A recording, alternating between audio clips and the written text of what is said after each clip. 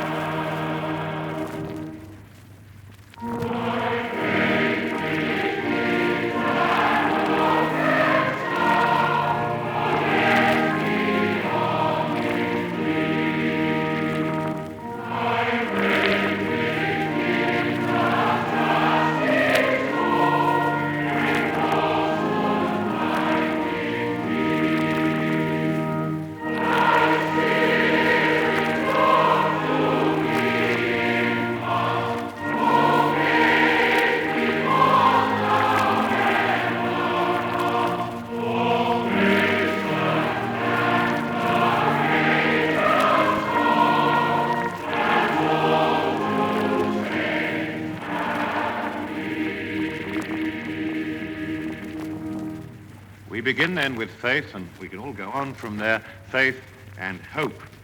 And that seems perhaps an odd combination because faith implies certainty and hope implies doubt. I think that this hymn, one of the greatest which even Charles Wesley ever wrote, helps to solve the contradiction. It's a hymn brimming over with faith, and yet it also strikes a note of incredulity. And can it be?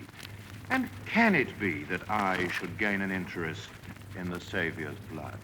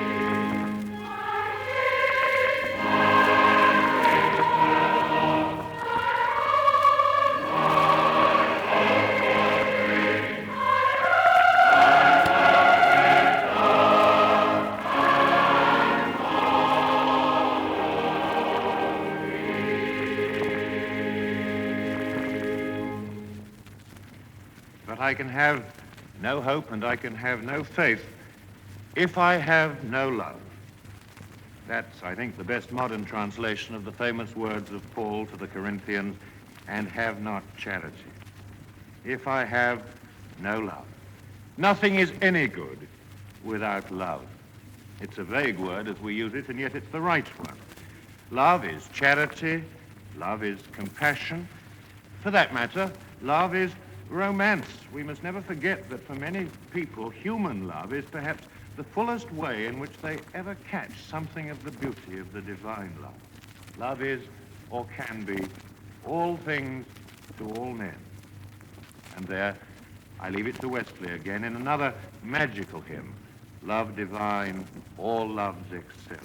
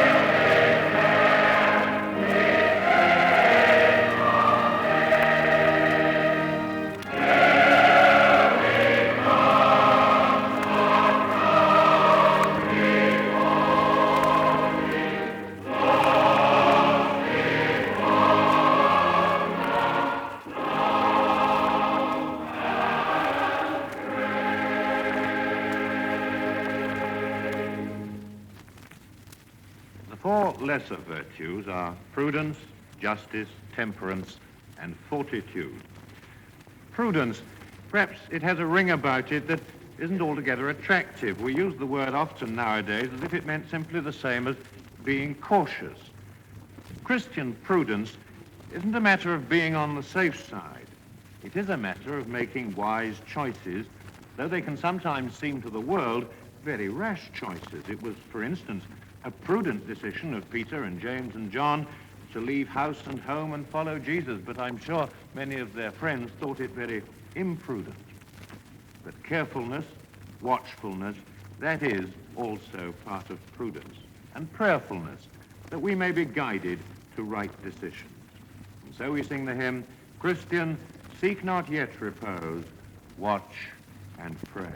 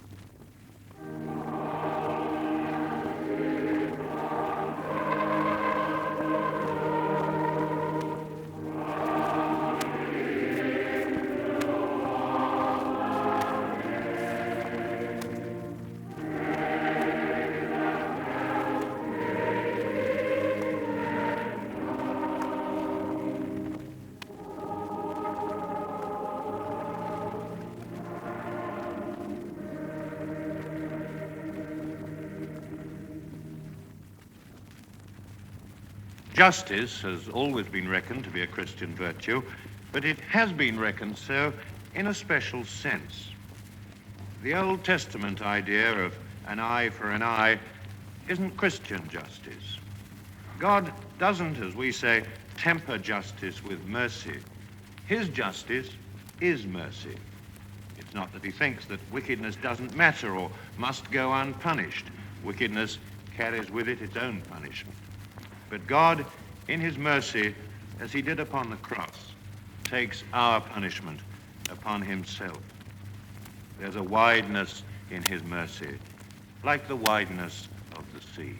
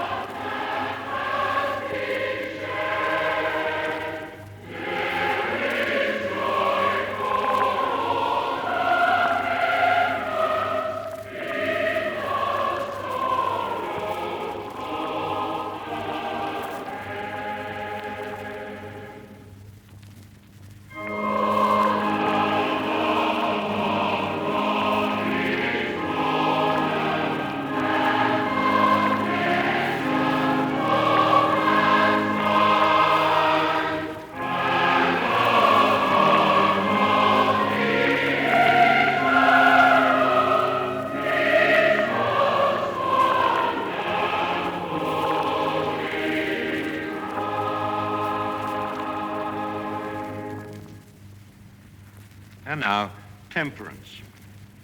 First of all, temperance isn't the same thing as abstinence from alcohol or tobacco or gambling or fornication or whatever it may be, though it may very well include abstinence from any and all of those things.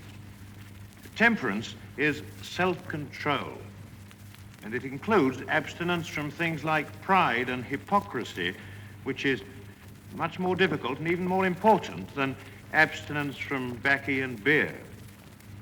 Temperance means the heart centered on Christ, so that his will prevails against our own wandering desires. Yes, it's very difficult indeed, and I think most people who've ever tried to follow the Christian way must often have shared this cry of Wesley's, "Oh, for a heart to praise my God."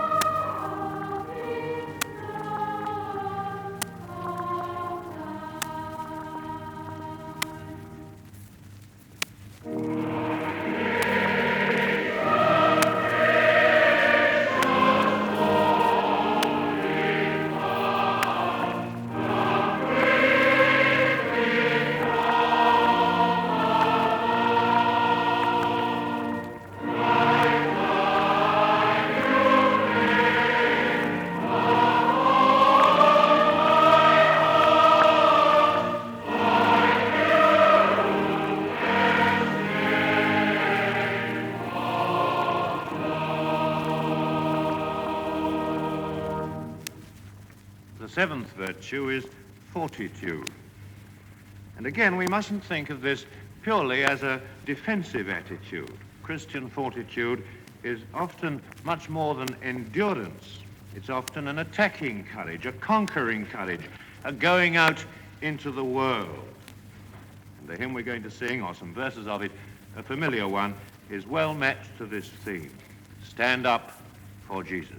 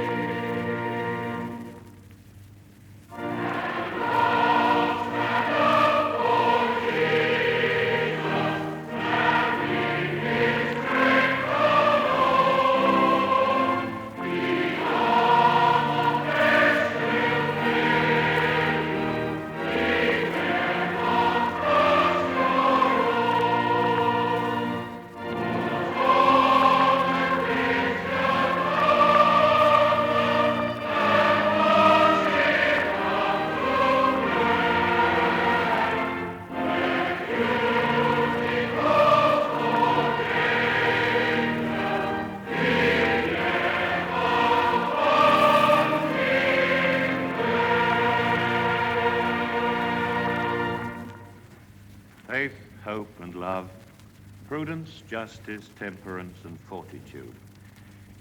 And when we recite that list, it does seem that a Christian is being asked to tackle a formidable amount.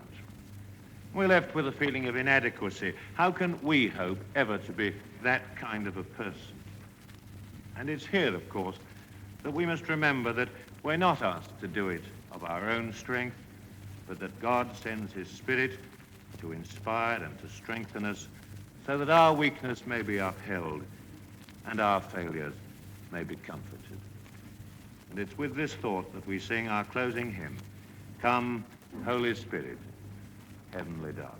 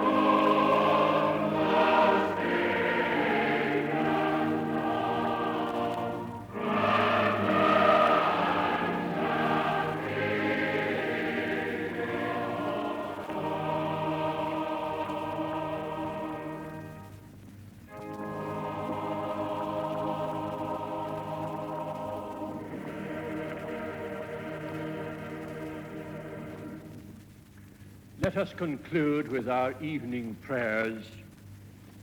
Grant us this night, O Lord, and at all times the assurance of thy presence, that there may grow in us the virtues like unto those of our Lord Jesus Christ. Give us the love to seek others in their need and minister in thy name. And this night, O Lord, watch over those who wake or weep. Give thine angels charge over those who sleep.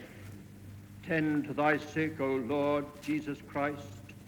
Rest the weary, bless the dying, soothe the suffering, and pity the afflicted, all for thy love's sake. Amen. The grace of our Lord Jesus Christ, the love of God, and the fellowship of the Holy Spirit rest and abide with each of us, now and evermore. Amen.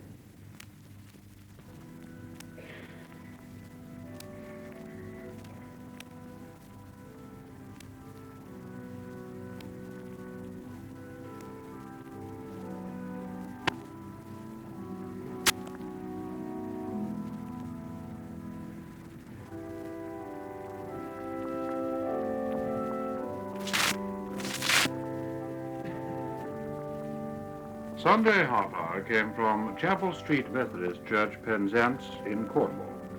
Singing, led by combined Methodist choirs, was conducted by Ronald W. Whatley. The hymns introduced by Alan Gibson, and the organist was Hugh Branwell. The final prayer and blessing were given by the minister, Reverend Richard Cullington.